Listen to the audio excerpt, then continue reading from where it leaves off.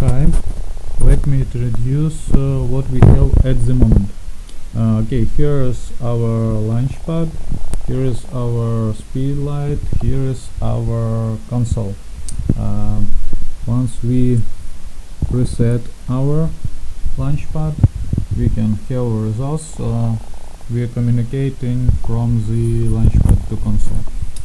As about hardware, here is a voltage translator for communication from speedlight to a launchpad, and here is a voltage translator for communication from launchpad to speedlight. Okay, let's turn on the speedlight. We can see that now we have 7.1 aperture, and let's try to communicate. We're writing B5 4D, and let's set aperture B7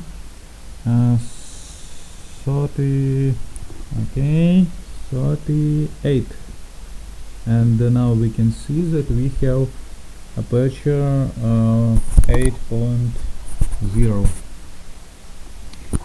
Here is our bytes that we send to our speedlight, and here is responses for our